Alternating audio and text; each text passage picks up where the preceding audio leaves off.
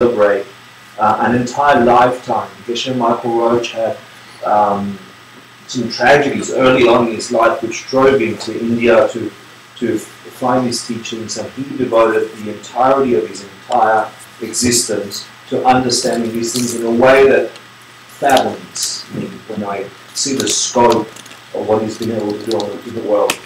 He started both those projects in the hope that many texts that were burnt when Tibet was taken by China and monasteries were burned, and many commentaries that were mentioned in old texts are no longer in existence. So part of that project began to uncover over the last 20-something years texts that would and commentaries that would otherwise be lost, many of which we're studying in these courses as they came up.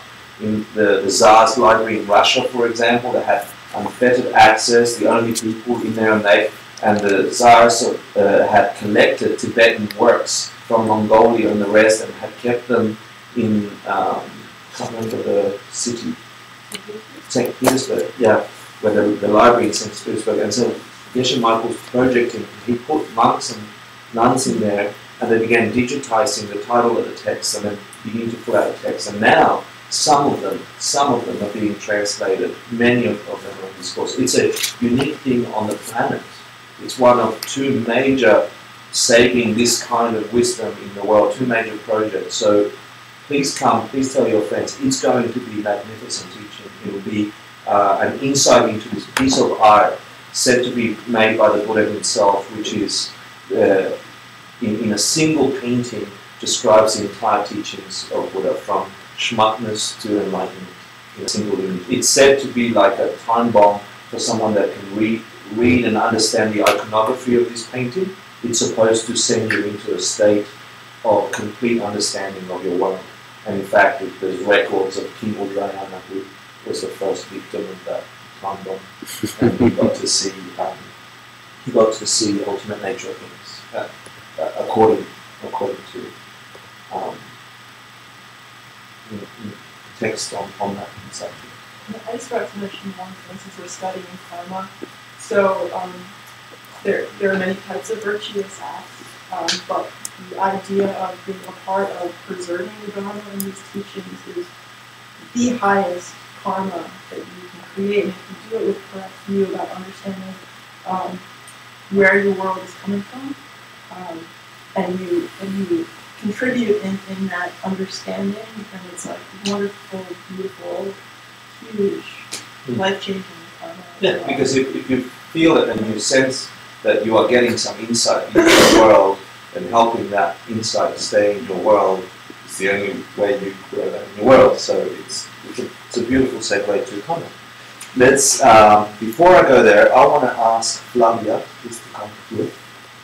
Yeah, we just received certificates for applied meditation. Nice. Out of the hundreds of people that took courses, Jaya actually did the homeworks, the quizzes, and all the other stuff besides volunteering and helping.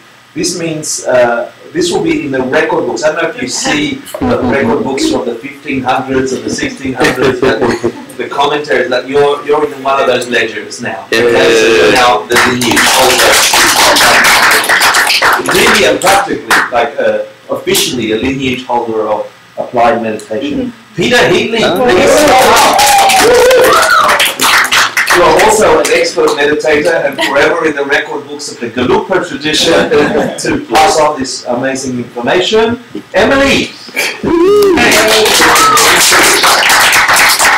That's whole thing, applied meditation. So thank you very much for those of you who did your homeworks and quizzes. It's not just about, this is just paper, yeah?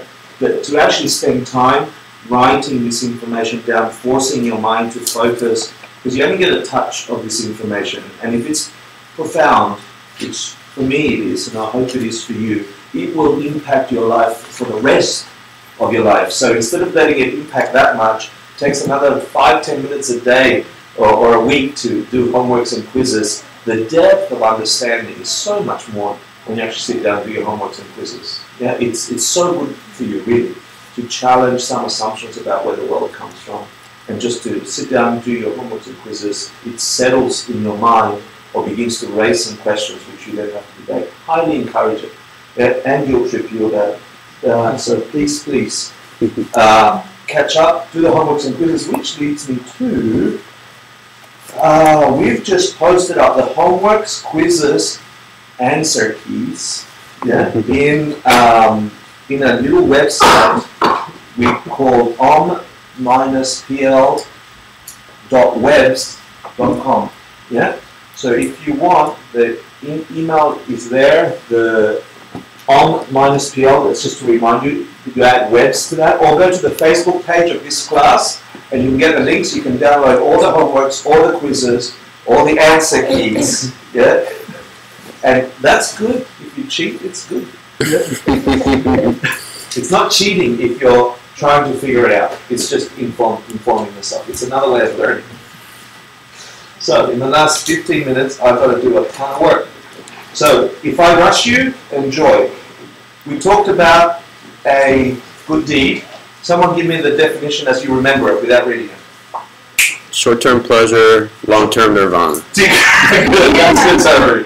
Short-term pleasure, long-term nirvana. Okay. I also did an aside about the word namin, not numbing. Namin. Did anyone else think you were saying numbing? Numbing. I thought it was like numbingly slow. Okay, so let's go to Migewa. Actually, no, when I talk about na-mins, there are 3 types of na-mins. This was an aside, not in your homework, but important. 3 types of ways that things cook and ripen. This one affects life. I guess to see. Why did I make that point? What's the point of making that point? Because our problem is that we don't see them those times. Number 1, that's the problem. What's the beauty? What's the loveliness of why I gave you that? But that's good. Negation, but what's the positive? Because you can do it this lifetime. One of them is, if karmas can ripen this lifetime, pay attention, because this is the point. We talked last course about what happens at the end of this life, and it's like a lottery. Whatever the karmas are there, it's like a lottery, what pops up at the time of death, and then what kind of karma you get to be your projecting karma for the entirety of your next life. If you're fortunate, you could be human, which means you have enough cognition and awareness and capacity to think. What type of human? If you're lucky, what type of human? Right? Look at how many humans on the planet. And out of all those possibilities, which one did you land this one? Fortune. Lots of fortune. Look at all the living creatures on this planet. All the sentient beings, all the beings with mind, like the Belgian cow. That's a creature, that's alive, that's what kind of. Yeah, out of all the possibilities of being, of existence, yeah, you have a lottery happening at the end of this time if you don't figure out how to project just the right essence, just the right kind. So the reason I mentioned the Nam is because if we don't figure out how to turn on karmas in this life, then the consequences will be numbing. So, just a practical question. Yeah. It's kind of a side, but let's say by producing emissions, are you producing emissions? Is it bad karma? Because you're hurting. You really have to watch I Happy Days. Yeah, you really have to watch that. Yeah, okay.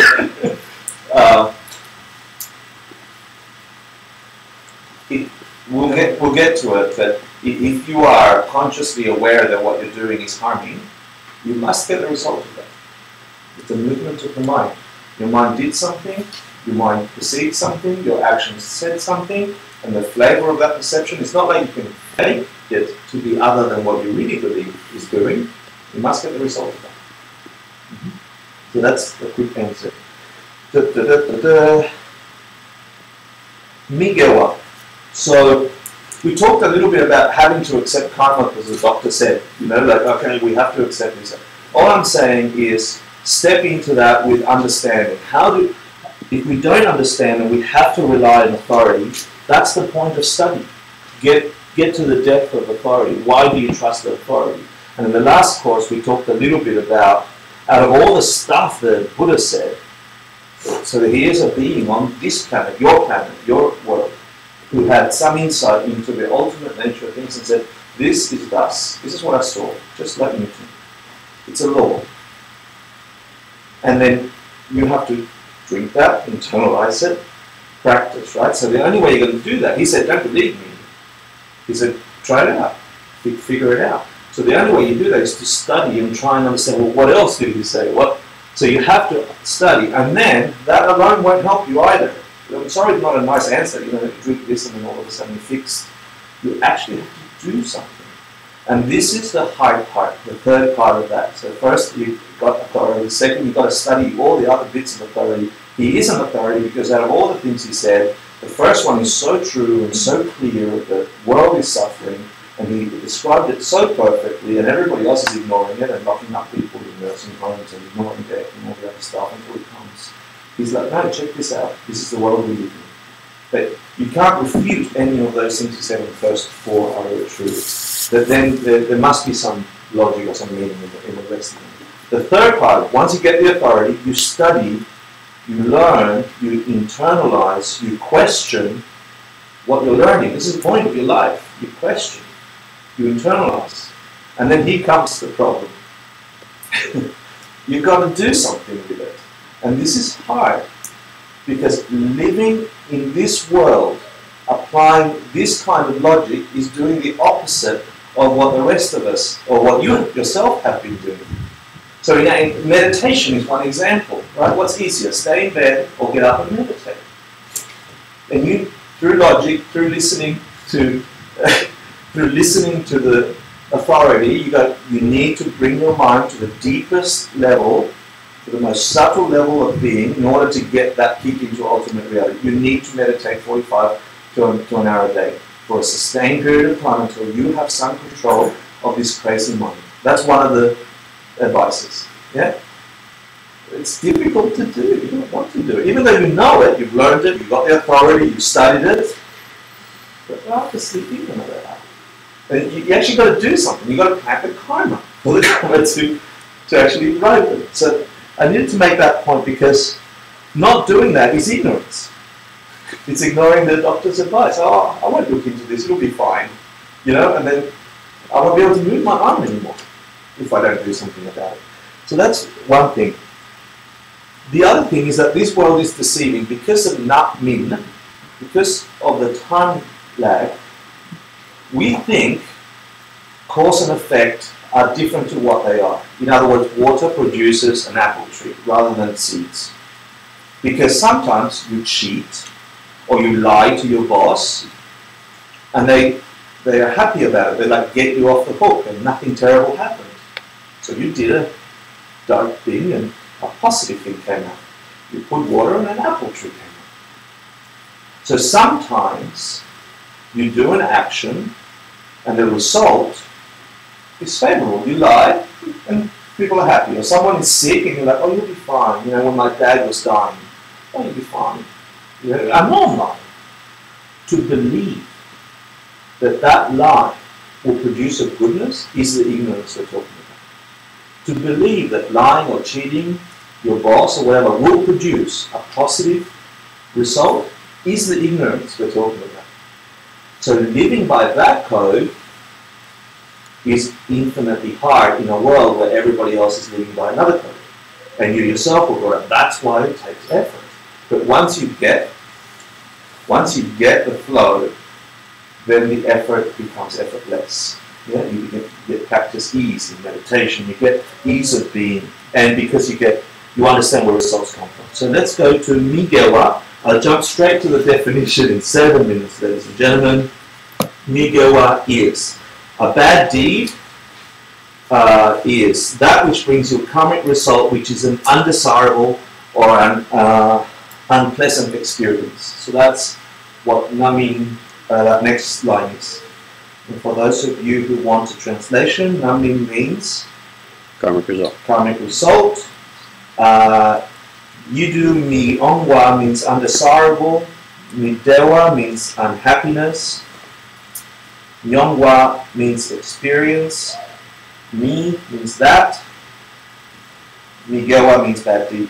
So it's a A bad deed or a non-virtue is that which gives you a karmic result which is an undesirable or an unpleasant experience. That's how it's defined. Bad equals bad, good equals good. Yeah? And then the third one, the Lungma 10, the one that ends with Lungma 10, for those of you who want to know that definition, that is Yidu Eng is desirable result.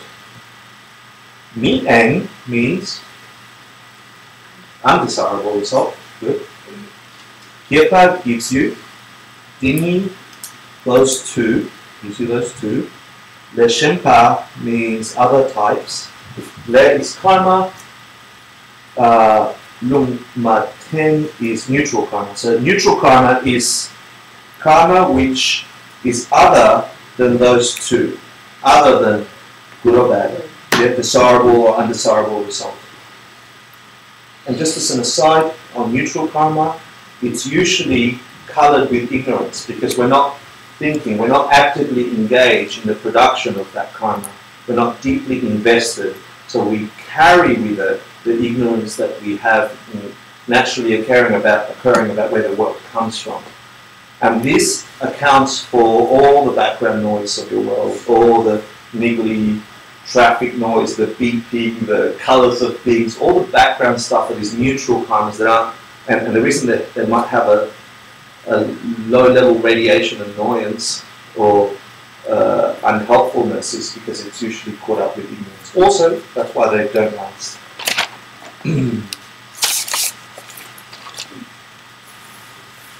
So I'm going to give you this next list, which is 4 types of good karmic deeds.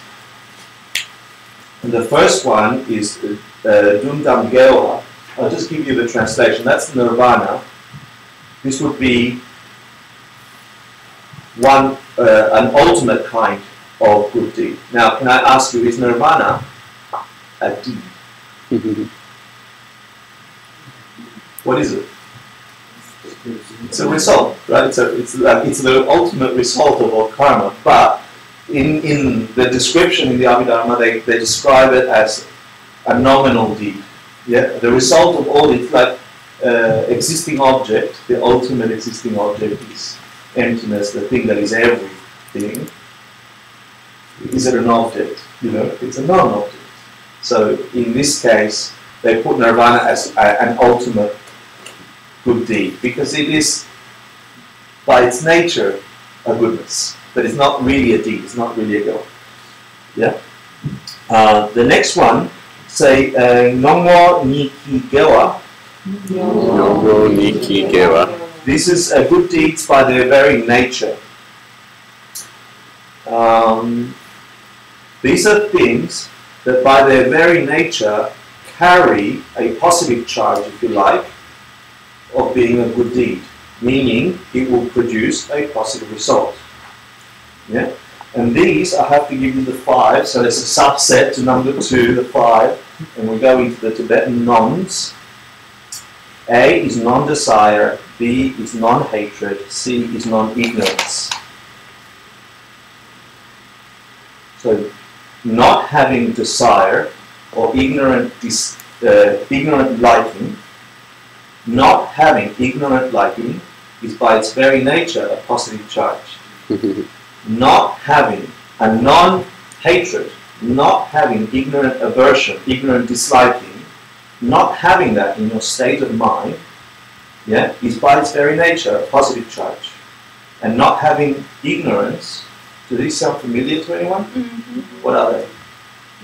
The 3 poisons, the core of the center of the wheel of life, the thing that turns samsara. Yeah, are these 3 states of mind: ignorant in liking, ignorant in disliking, and the ignorance which forces us to be. The pig, the chicken, and the snake. Yeah, they're saying that to annul one of those, they're not saying the positive, are they? So just to give you a quick aside, sorry about the aside on the aside.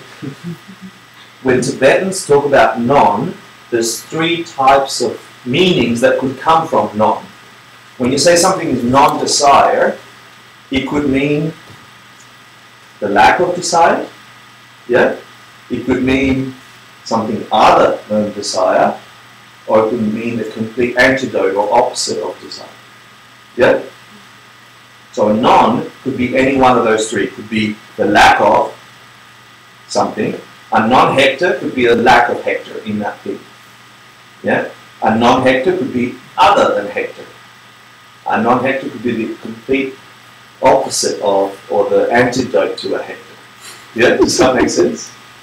So whenever you hear non, and they're doing it to throw you into cognitive dissonance. I mean, there's lots of theories why they choose a non rather than to say the opposite. But in this case, which of those three do you think would be a virtue by its own case, for being a non-desire? Which of those things would be a lack of desire? That's a virtue. Would be other than desire. Would be the antidote to desire? Why? Because it destroys that ignorance. Okay, so what would be the antidote of ignorance? Wisdom. Wisdom. Excellent. So that by saying they're talking about when you have wisdom in your mind, it is a good deed by its very nature. That's what they're saying. Now, how do you have wisdom? Understand karma and emptiness. Yeah? You understand that things don't have a nature, that the nature you're experiencing and come from, your worlds are coming from you, the movement of your mind. See how it's piecing together? Sorry about the aside to the aside. This is number 2 of the 5. I'm going to run over 5 minutes to give you a rush. Okay? This is the first 3 of the 5 of number 2. Are you with me? Sorry. Yes. The second 2 that are good deeds by their very nature is the avoidance of bad deeds for yourself, or the avoidance of bad deeds because of others. And what this means, so pay attention, this is a good deed, that's 3 and 4. Yeah? So number 1 is non-desire, number 2 is non-hatred or non-aversion, number 3 is non-ignorance. Number 4 is avoid bad deeds for reasons pertaining to yourself. Number 5 is avoid bad deeds for reasons pertaining to others. What this means, what this little list means, is that when nobody is watching you, there's nobody else around, and you're thinking of letting out some carbon emissions, or you're about to do something that you know will produce some negativity in your world, but nobody's watching. When you refrain from that, when you hold yourself back, and it hurts to turn around, right? It's like that's a kind of hurt to stop that inertia from doing a bad deed, yeah? Because of reasons for yourself, because you want a better life, because you think you've got something inside. When you stop yourself from painting a negative deed, this is by its very nature a goodness in your mind. In fact, this is one of the strongest goodnesses in your mind, because it is the beginning of a habit to shift your world. So it's very important. The other one is a little bit the same, but it's about shame for the sake of others. It's like if my mum was watching, I wouldn't be watching porn, you know? You still stop yourself from doing a deed, and that slowing down the inertia of the previous negativities, that force is by its very nature a good thing. So that's number 2. That covers 5 things in number 2, which is deeds by their very nature that are good. Number 3 is deeds by association. Virtuous by association. And those of you who have studied a little bit about mind, you have main mind, and then you have mental functions. Yeah? And the mental function might be discrimination and feeling and all this other stuff that's going in your psyche, if you like, in Western terms, and in who you are in mind-wise. Yeah? So by association, when you do a goodness, your feeling, your cognition, your volition, all these other mental functions are colored with goodness. Yeah? Because your mind is imbued in that moment, and mind is one big thing. It's not those separate things. So it's like pouring tea into water and you can't remove the color. Yeah? The water is all the other mental functions. The pouring into it is the deed. Yeah? Main mind is like the vessel that holds it all. But all the subtleties of mind are therefore coloured by your deed. So you know that when you slowed yourself down and stopped a bad deed, or actually did a beautiful karma, a positive deed, that everything else in your mind is coloured by that. It's one of the understandings of the Bodhisattva vows as well.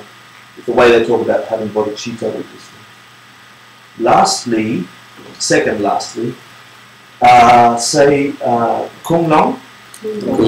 Yeah, and this is virtues by motivation.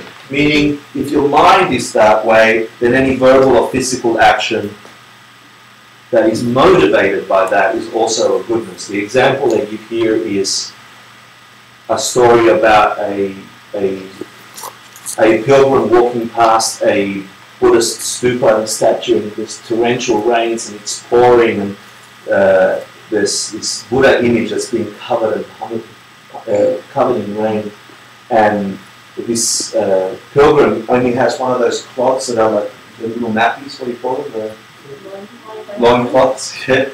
And so he wants to cover, he has this motivation to protect the Buddha image. So he removes his sandal and puts it on top of his head to cover the Buddha from being rained on.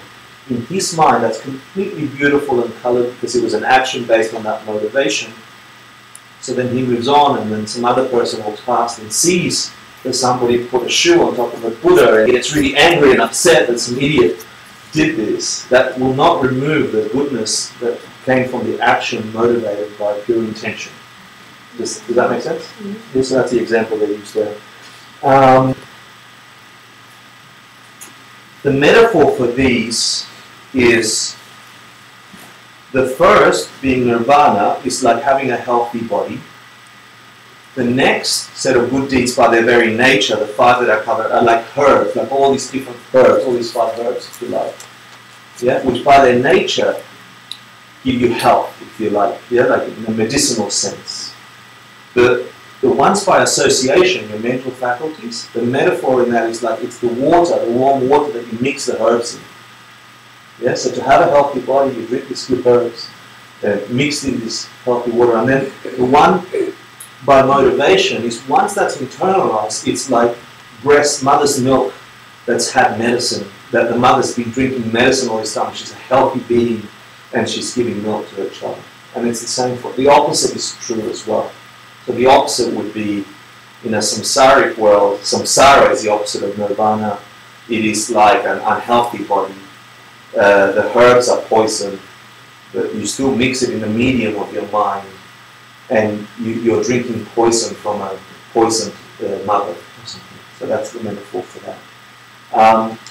Lastly, I want to just cover, I'm going to ask you to think about the 10 non-virtues. Does anybody not know the 10 non-virtues?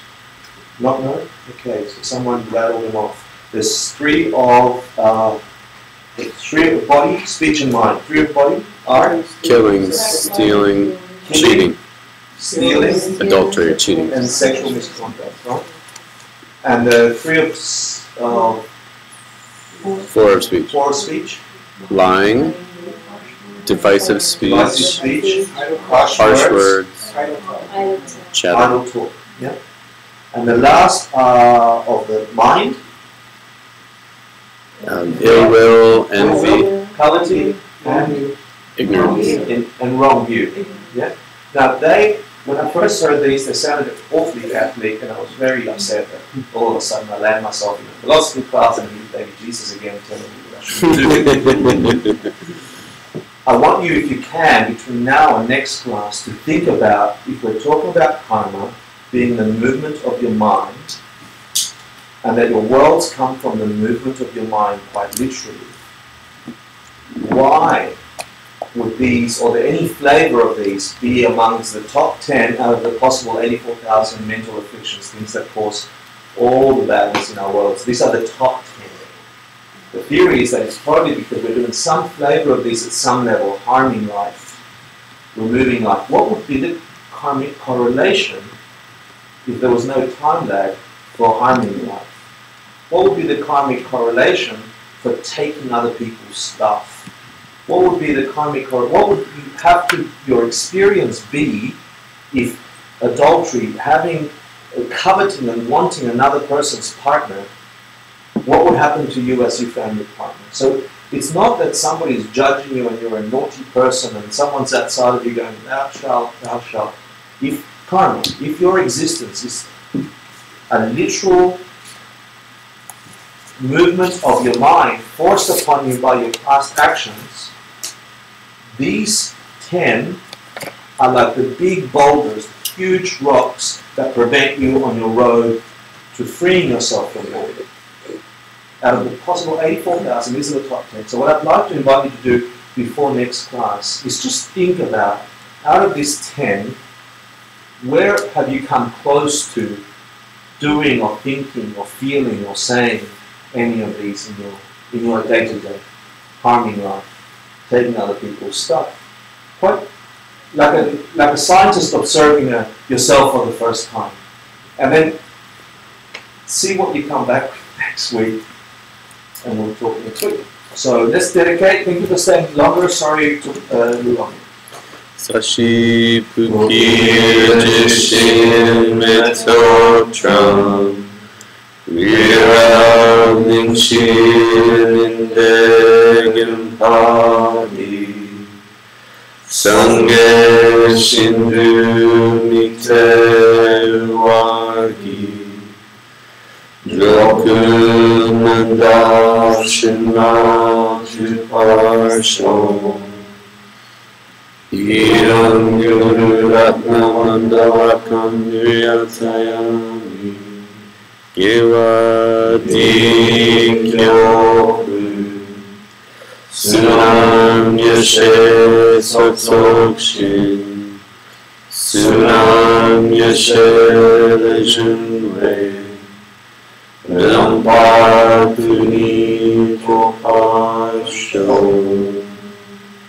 Just invite that being that was on top of your head into the crown of your body, getting smaller and radiant until they land at a place somewhere near your heart, at the center of your chest.